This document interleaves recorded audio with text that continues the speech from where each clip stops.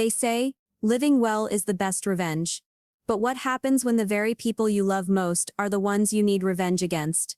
When their words, spoken at a dinner table, cut deeper than any knife, and their laughter leaves scars no applause could ever heal. That was the bitter truth for Ava Dalton, the younger of two daughters in a family where love was doled out like prize ribbons, always going to the winner, never to the one who tried. Her sister, Catalina Wilson, was the golden child. Valedictorian of her prep school, scholarship to Columbia University, hired straight into a Manhattan consultancy where she raked in six figures before turning 25. And to crown it all, Catalina and her fiancé, Roy Stone, had just signed papers on a $650,000 home in Westchester. A perfect starter nest, practically handed to them on a silver platter. Her mother boasted about Catalina to neighbors, relatives, even strangers at the grocery store. Her sister's life was a living resume, pinned proudly to the family's chest.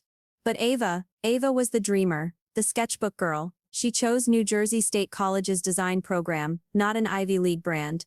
She worked at a small branding agency in Newark, earning just enough to pay rent on a shared apartment with two roommates. She loved her work, but in her mother's eyes, love didn't count. Prestige did. Salaries did. Appearances did. Every family dinner was the same circus. Catalina's successes announced like scripture, Ava's efforts dismissed as little art projects. The comparison was relentless, and then came Thanksgiving night in Stamford, Connecticut. The turkey was carved, the cranberry sauce spooned, and around the heavy oak table sat the family. Ava's mother, her father Fletcher Hull, Catalina, Roy, and Ava herself. The silverware gleamed like polished weapons. It began innocently enough. Catalina spoke of her firm's new corporate client, the kind of deal that padded bonuses into the tens of thousands. Her mother clapped her hands like she was watching fireworks. Roy chimed in about the renovations they planned for the Westchester home. Then her mother's gaze slid down the table, straight at Ava. "You'll never own a house like your sister," she said, her voice light but her words sharp as broken glass. The room chuckled with her. Catalina smirked across the table, her chin lifting as if to remind Ava of her place. "She'll be broke forever," she added, twisting the knife. The laughter echoed in Ava's ears, drowning out the scrape of forks and the clink of glasses. She swallowed hard, the mashed potatoes on her plate turning dry, chalky, impossible to get down. Her chest burned with the urge to fight back, to list her long nights designing, her small but steady paychecks, the freelance jobs she had quietly taken on the side. She wanted to shout that her worth was not measured in dollar signs or property deeds. But she didn't. Instead, Ava smiled. It wasn't the smile of defeat, though her mother mistook it for one. It wasn't surrender, though Catalina believed it was. It was a smile with a secret behind it. A promise forming in silence, a rebellion sparking like a struck match. Her father sat mute, chewing his food like it was his only job, eyes fixed on the tablecloth. He had spent years mastering the art of silence, never stepping in, never defending her. Keeping the so-called peace, even if that peace meant watching one daughter torn apart to keep the other shining. The meal wound on. Ava spoke little, her mind buzzing louder than the chatter around her. She excused herself when the pie came, said her goodbyes quickly, endured her mother's parting shot. "One day you'll thank us for pushing you," with that same steady smile, but as soon as her car door shut, and she pulled onto the highway, the mask cracked. Tears streamed down her cheeks, blurring the city lights, but they weren't tears of defeat, they were tears of release. By the time she reached her small apartment in Newark, Ava's course had been set. Thanksgiving hadn't broken her, it had sharpened her. Every laugh, every smirk, every dismissive glance had fused into one unshakable truth: she would no longer live for their approval. They said she'd never own a house. They laughed. They smirked. And one day, she vowed, she would stand on a porch they could only dream of, and when they came knocking begging to be let inside, she would finally show them what it meant when people said, "Living well is the best revenge." The drive home from Stamford was quiet, except for the hum of tires against cold asphalt. Ava Dalton gripped the steering wheel, so tightly her knuckles whitened, her chest heavy with the echo of her mother's laughter. "You'll never own a house like your sister. She'll be broke forever." The words circled her mind like vultures, each one swooping in to strip away another shred of dignity. But somewhere between exit 8 and the toll plaza, the sting began to shift. Tears fell, but they weren't tears of collapse. They were the tears of someone releasing years of poison. Ava realized she was done. Done begging, done waiting, done living her life as though her mother's approval was oxygen. She could breathe without it. She had to. By the time she unlocked the door to her Newark apartment, she had made a silent vow. She would never again measure her worth against Catalina's gold-plated shadow. The one bedroom she shared with two roommates smelled faintly of reheated pizza and paint thinner. She set her keys on the chipped countertop and booted up her aging laptop, its fan groaning to life. She hesitated for a moment, staring at a folder buried deep inside her desktop, labeled simply, Extra. Inside was the secret her family didn't know. Logos, websites, branding projects. 2 years' worth of freelance work done on late nights and quiet weekends. Projects that had kept her passion alive when her agency job felt suffocating. She had brushed it off as side money enough to cover groceries or subway passes. But as she scrolled through the files now, Ava saw them differently. Each design was more than just a project. Each was proof that she had talent, proof that her path had value, even if her mother refused to see it. A thought rose inside her. What if this wasn't extra? What if this was the beginning of something real? The thought terrified her, but it also thrilled her. That night, under the weak glow of her desk lamp, Ava Dalton stopped being the family disappointment. She became something else. A woman with a plan. Within a week, she had filed paperwork for an LLC with the state of New Jersey. She spent $12.99 on a domain name, $75 on a sleek website template, and $200 on new software she could barely afford, but knew she needed. She uploaded her best work, built a portfolio, and listed her services with professional polish. She reached out to former classmates, old colleagues, and even cold-messaged strangers in online entrepreneur groups. Her pitch was simple. I help startups look like they've been around for years, and to her surprise, clients came. At first, small jobs, a boutique gym in Jersey City, needing a rebrand, a food truck in Hoboken, desperate for a clean new logo, a Brooklyn clothing line wanting a professional website. She undercharged, terrified no one would pay her. But when she raised her rates, something remarkable happened. Clients still came. In fact, they respected her more. Her side hustle turned into real income. Within 3 months, she had doubled her agency paycheck. By the fourth, her freelance work outpaced her salary. And so, with a heart pounding harder than it ever had, Ava typed out her resignation letter. When she handed it to her boss, a middle-aged man, who had once told her she was too emotional for leadership, his eyebrows shot up. "You're leaving to do this," he said, gesturing vaguely at her sketches. She smiled, not out of arrogance, but out of certainty. Yes. To do this. The door shut behind her that day, and the air outside had never tasted so free. But freedom wasn't easy. Nights blurred into mornings as she worked under the yellow glow of her desk lamp, sketching drafts until her eyes burned. Coffee cups stacked on her desk like battle trophies. There were moments when anxiety clawed at her chest, whispers that maybe her mother was right, maybe she was chasing a dream too fragile to last. Yet every email from a satisfied client, every invoice paid on time, every testimonial that praised her creativity reminded her otherwise. She wasn't failing, she was building. She hired a virtual assistant, then a junior designer from her old college. Suddenly she wasn't just a freelancer, she was the head of a growing business. But Ava kept it secret from her family. What was the point in telling them? To her mother, she'd always be the daughter who couldn't get it together. Let them believe it, let them smirk, because one day they would see. And when they did, it wouldn't be Ava knocking on their door for approval. It would be them standing at hers. Late one night, hunched over her desk as snow dusted the streets outside, Ava whispered to herself words she had never dared to say out loud before. Living well is the best revenge. And I am going to live better than they ever dreamed. The quiet rebellion had begun. Ava Dalton's life no longer fit inside the cramped walls of her Newark apartment. What had begun as late-night side work had grown into a living, breathing business. She had clients across the country now, California startups, Chicago bakeries, even a small fintech firm in Austin that wanted her to design their brand from scratch. She had hired more help, a copywriter in Boston, another designer from her old program at New Jersey State. She paid them fairly, far better than the stingy rates she had once earned herself. They called her boss, and though the word felt strange, Ava wore it with pride. Her bank account told a story her family would never believe. In 12 months, she had gone from scraping by on a $42,000 salary to running a business that cleared six figures. But she didn't rush to show them. She had no need. Their approval no longer mattered. Yet she wanted something, not their applause, but her own victory. Something she could hold, touch, and say, "This is mine," proof they were wrong. That's when she saw it.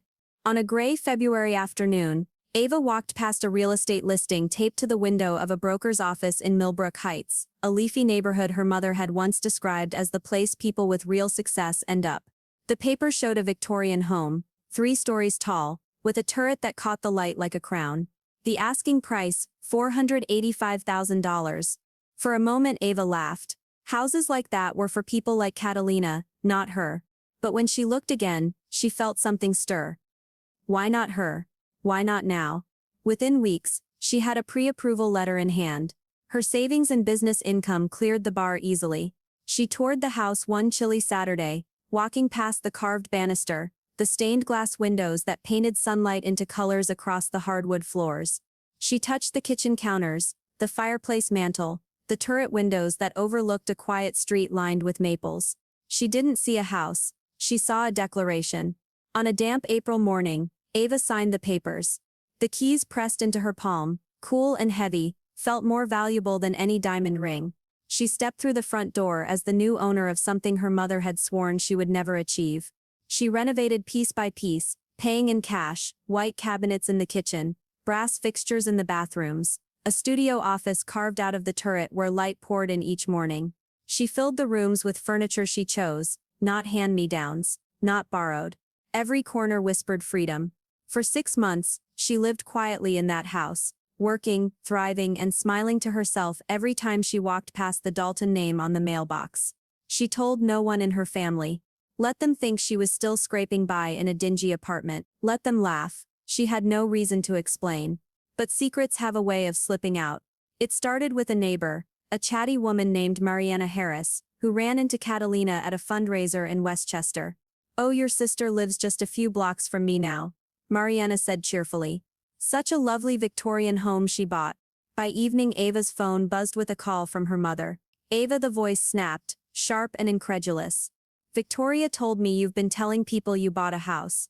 Is this some kind of joke?" Ava's heart thudded, but her voice stayed steady. "It's not a joke, I did." Silence, then a scoff. "That's impossible. Those houses cost a fortune. There's no way you could afford one. Are you lying to make yourself feel better?" Ava inhaled, slow and calm. "I'm not lying. I bought a home in Millbrook Heights." Another silence, heavier this time. Then came the demand. "Prove it. Give me the address." Part of Ava wanted to keep her sanctuary private. But another part, the stronger part, was tired of hiding. She gave the address. "We'll be there in an hour," her mother snapped, and hung up. Ava stared at her phone, a storm churning in her chest. She paced the hallways of her home, running her hand along the carved banister she had polished herself, the stained glass she had restored. This was hers. Why was she still bracing to prove it to people who had never believed in her? An hour later her phone buzzed with messages. "We're outside. Open the door." "This is ridiculous. Stop being childish. Let us in." Through the window Ava saw them, her mother Catalina and Roy, standing at the edge of the driveway, staring at the house with eyes wide, their disbelief painted across their faces. For the first time in her life, the balance had shifted. They were the ones outside looking in, and Ava Dalton knew in her bones, the moment of reckoning was coming. The messages kept buzzing, one after another, vibrating across Ava Dalton's kitchen counter like angry bees. "We're outside. Let us in. Stop being dramatic. Don't embarrass yourself." Each text was wrapped in the same arrogance she'd known her whole life, commands disguised as concern, insults dressed as advice. Ava stood barefoot on the hardwood floors of her Victorian home, the steam rising from the mug of chamomile tea in her hand. She wasn't trembling. She wasn't scrambling. For once she wasn't the one left small. She glanced out the stained glass window of her turret office. There they were, her mother, arms crossed, face pinched in judgment. Catalina standing tall, though her smirk looked thinner than usual. And Roy Stone beside her, shifting uncomfortably in his pressed coat, his eyes darting between them and the towering house. Ava didn't move toward the door, she didn't reach for the handle, she simply lifted the mug, took a slow sip, and let the warmth settle in her chest. Her phone lit up again. You're being ridiculous. Open the door. You're not too big for this family. We drove all this way, don't be ungrateful. Ungrateful. The word bit deep, but instead of wounding her, it lit a fire. All those years of biting her tongue at holiday dinners, all the laughter at her expense, all the comparisons that had turned her into the family's perpetual punchline, this was the word they wanted to use against her. Ungrateful. She set the mug down gently on the windowsill, picked up her phone, and opened the family group chat. Her fingers hovered over the keys for a long moment.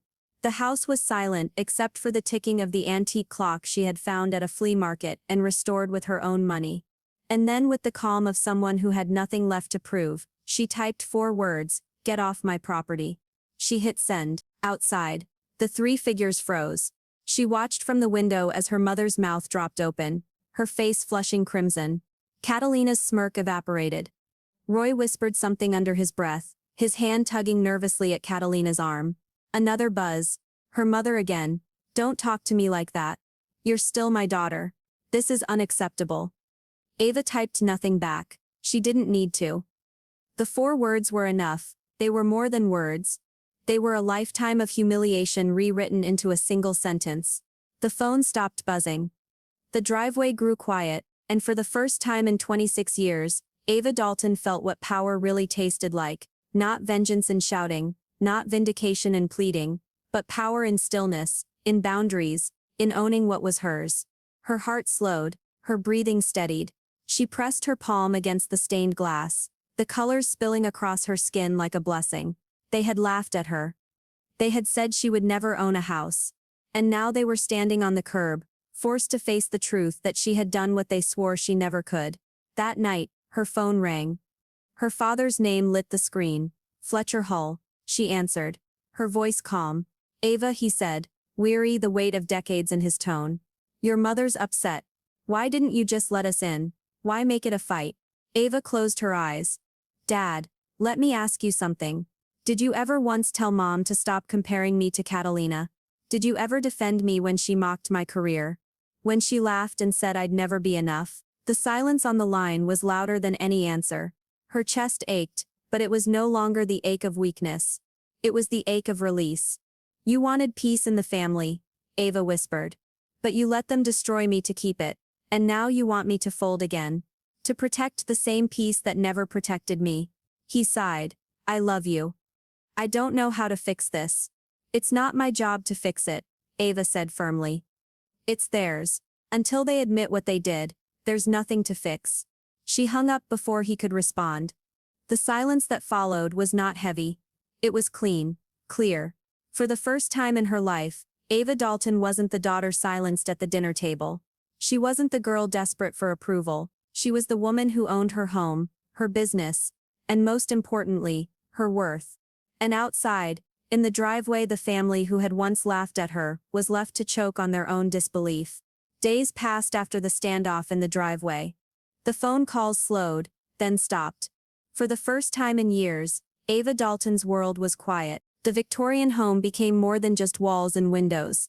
It became her sanctuary. Each morning she brewed coffee in the renovated kitchen, sunlight spilling over white countertops she had chosen.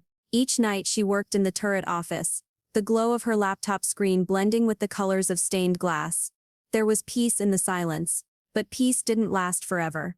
One Tuesday afternoon, as Ava sketched concepts for a new client's brand, her laptop pinged, an email.